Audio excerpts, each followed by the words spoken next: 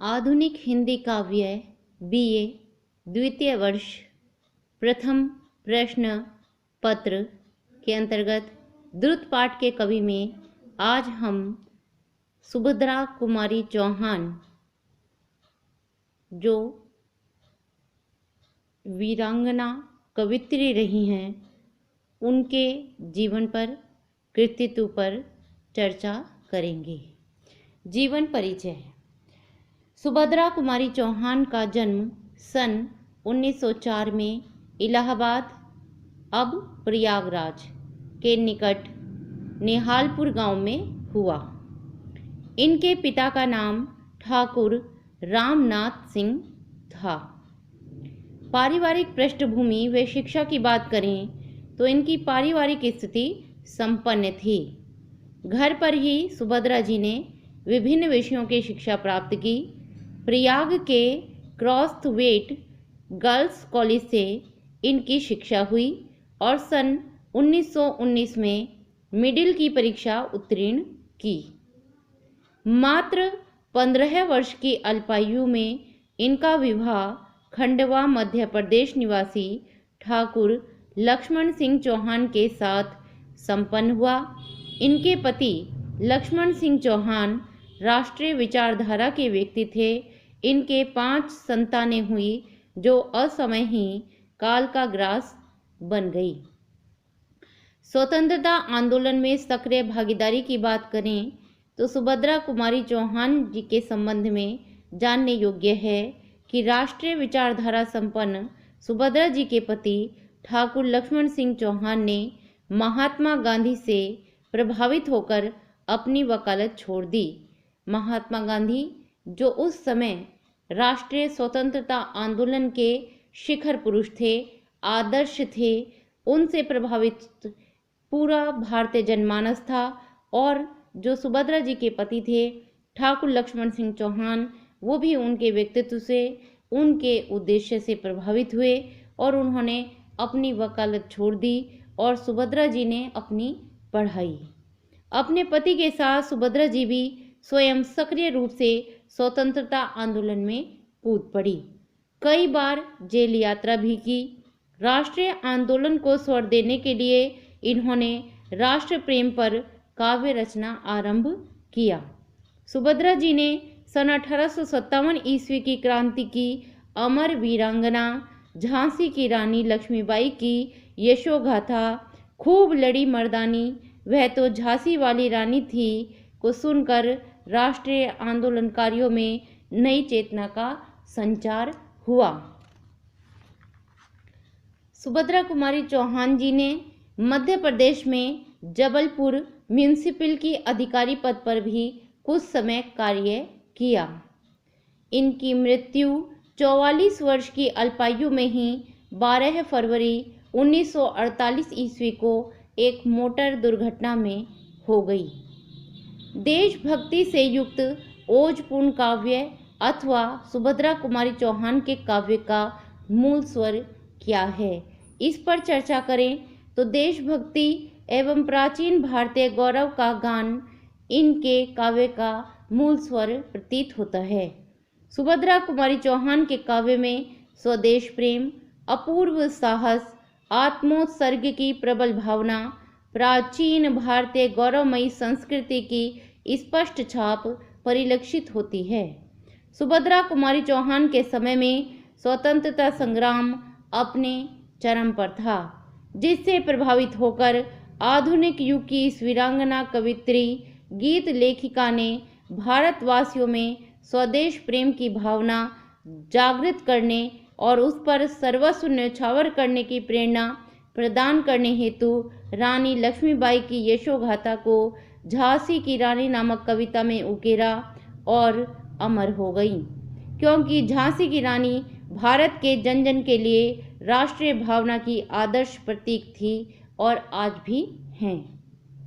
सुभद्रा जी द्वारा रचित वीरों का कैसा हो वसंत कविता ने भी राष्ट्रीय स्वतंत्रता के लिए संघर्षरत भारतीय वीरों को त्याग के वासंती रंग में रंग डाला। रानी की समाधि पर शीर्षक से एक अन्य कविता रचकर सुभद्रा जी ने रानी के त्याग बलिदान का गौरवगान के साथ साथ रानी के महत्व को भी चित्रित किया। स्वदेश प्रेम और भारतीय प्राचीन गौरव के गान के साथ साथ ममतामयी मातृत्व प्रधान रचनाएं भी सुभद्रा जी ने खूब रची। इन कविताओं की कोमल भावना, मृदुलता, सुकुमारता दर्शनीय व हृदय को छू लेने वाली है। बाल हृदय की कोमल चंचलता को उकेरती सुभद्रा जी की यह पंक्तियां मनमोहक बन पड़ी हैं। यह कदम्ब का वृक्ष यदि माँ होता यमुना तीरे। निष्कर्ष रूप में कह सकते हैं कि सुभद्रा जी की कविताओं का मूल स्वर देश प्रेम की उत्कृष्ट भावना की अभिव्यक्ति रहा है। सुभद्रा कुमारी चौहान के काव्य की अथवा कहें कि कहानी की जो भाषा रही हैं वो कैसी हैं? वो बहुत सीधी, सरल, स्पष्ट, काव्यात्मक और बिना किसी लाग लपेट वाली हैं। उन्होंने जो शैली का प्रयोग अपने साहित्य रचने में किया है वह वातावरण चित्रण प्रधान शैली है। जैसा कथा वस्तु चुनी गई उसके लिए जैसे देश काल वातावरण की आवश्यकता है वैसे ही चित्रण शैली को उन्होंने अपनाया है। अगर भाव पक्ष की बात करें तो कविता में नारी सुलभ सुकुमारता और दुर्गा का तेज तर्रार स्वर देखने को मिलता है। कविता में वीर रस और वात्सल्य रस के दर्शन अधिक होते हैं क्योंकि उन्होंने स्वदेश प्रेम और मातृत्व के से युक्त जो ममता है उससे संबंधित काव्य और कहानियों की रचना की है। यदि सुभद्रा कुमारी चौहान के कृतित्व पर दृष्टि डालें तो सुभद्रा जी का रचना संसार साहित्य की दो विधाओं तक सीमित रहा, एक कविता और दूसरी कहानी। सुभद्रा जी ने लगभग 88 कविताएं और 46 कहानियों की रचना की। उनकी ये रचनाएं इन संग्रहों में संग्रहित हैं। जो काव्य है, जो 88 कविताएं लिखी हैं वो दो काव्य संग्रहों में संग्रहित हैं, मुकुल और त्रिधारा में।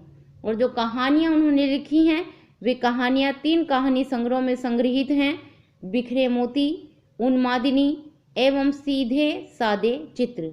इन दोनों ही विधाओं की जो रचनाएं हैं उन संग्रहों का अगर हम थोड़ा सा संक्षिप्त परिचय ले लेते हैं।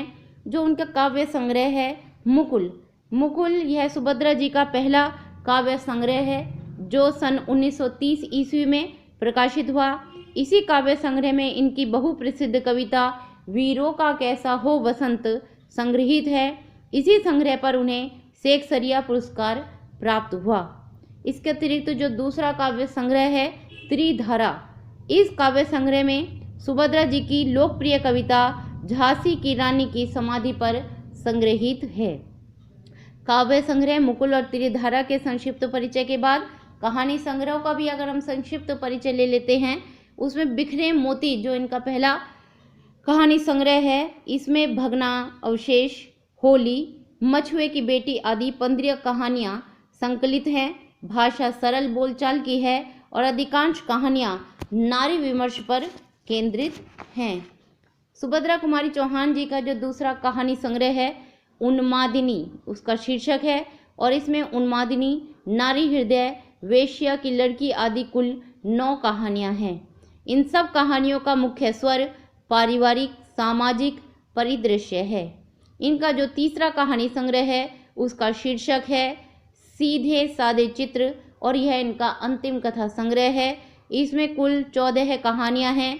रूपा, दुराचारी, मंगला आदि 8 कहानियों की कथा वस्तु नारी प्रधान पारिवारिक सामाजिक समस्याएं हैं। हींग वाला, राही, तांगे वाला एवं गुलाब सिंह आदि कहानियां राष्ट्रीय विषयों पर आधारित हैं। कृतित्व परिचय के बाद हम अब सुभद्रा कुमारी चौहान जी को जो उनकी काव्य रचनाओं पर पुरस्कार और सम्मान दिए गए, उनके पूर्ण व्यक्तित्व पर जो साहित्यिक व्यक्तित्व था, साहित्यिक अवदान उन्होंने दिया, उस पर चर्चा कर लेते हैं। सुभद्रा जी को मुकुल तथा बिखरे मोती कृतियों पर 2 बार शेक्सपियर पुरस्कार प्रदान किया गया जो साहित्यिक जगत में महत्वपूर्ण स्थान रखता है। भारतीय तटरक्षक सेना ने इनकी देश प्रेम से परिपूर्ण कविताओं से प्रभावित होकर 28 अप्रैल 2006 ईस्वी को अपने नवनियुक्त जहाज का नामकरण सुभद्रा जी के नाम पर किया है। भारतीय डाक तार विभाग ने 6 अगस्त 1976 ईस्वी को सुभद्रा कुमारी चौहान के सम्मान में 25 पैसे का डाक टिकट जारी किया, जो अत्यंत सम्मानजनक बात है। जबलपुर निवासियों ने चंदा एकत्रित करके वहां के नगर पालिका प्रांगण में सुभद्रा जी की आदमकद प्रतिमा लगवाई, जिसका अनावरण 27 नवंबर 1949 ईस्वी को कवित्री और सुभद्रा जी की बाल सखी, जो आधुनिक युग की मीरा भी कही जाती हैं, महादेवी वर्मा जी ने किया था। इस प्रकार सुभद्रा जी का जो जीवन परिचय है, कृतित्व परिचय है, सम्मान पुरस्कार हैं, इन सब से आप परिचित हुए। अब आप देख सकते हैं कि परीक्षा में किस प्रकार के प्रश्न सुभद्रा जी के जो द्रुत पाठ में उनका जीवन परिचय, कृतित्व परिचय संकलित है, उससे संबंधित पूछे जाते हैं। 2013 में एक प्रश्न पूछा गया, सुभद्रा जी की कविताएं क्या संदेश देती हैं। 2014 में पूछा गया, सुभद्रा जी की कविता वीरों का कैसा हो वसंत की विशेषता बताइए। 2015 और 2017 में एक प्रश्न बार बार पूछा गया, वीरों का कैसा हो वसंत कविता की कवित्री का संक्षिप्त परिचय दीजिए। जब संक्षिप्त परिचय पूछा जाए तब आप संक्षेप में उनका जीवन और कृतित्व दोनों ही लिखेंगे। सुभद्रा कुमारी चौहान की 2 वीर रस प्रधान कविताओं के नाम लिखिए। 2016 में ये प्रश्न पूछा गया और आप पढ़ ही चुके हैं कि झांसी की रानी और वीरों का कैसा हो वसंत, उनकी 2 वीर रस प्रधान बहुत प्रसिद्ध कविताएं हैं। सुभद्रा कुमारी चौहान के काव्य का मूल स्वर संक्षेप में लिखिए। 2018 में पूछा गया। 2019 के बैक पेपर परीक्षा में पूछा गया, सुभद्रा कुमारी चौहान के काव्य की विशेषताएं बताइए। 2019 के वार्षिक परीक्षा में पूछा गया, सुभद्रा कुमारी चौहान के 2 काव्य संग्रह के नाम बताइए। जैसा कि आप जान चुके हैं कि उन्होंने 2 ही, उनकी जितनी भी कविताएं हैं वो 2 काव्य संग्रहों में ही संकलित हैं, और वो कौन कौन से हैं, वो हैं मुकुल और त्रिधारा। सुभद्रा कुमारी चौहान के काव्य की 2 विशेषताएं बताइए, ये 2020 में पूछा गया है। इस प्रकार आपके समक्ष सुभद्रा कुमारी चौहान, जो आपके द्रुत पाठ में संकलित कवित्री हैं, उनके जीवन परिचय, कृतित्व परिचय, सम्मान पुरस्कार, काव्य के मूल स्वर और भाव पक्ष, भाषा शैली, और उनकी जो कृतियां हैं वो 2 भागों में बटी हुई हैं, कविता संग्रह और कहानी, 2 विधा में उन्होंने लिखा। इस सब से आप परिचित हुए। यह वीडियो आपके लिए उपयोगी सिद्ध होगा, ऐसी मैं आशा करती हूँ। धन्यवाद।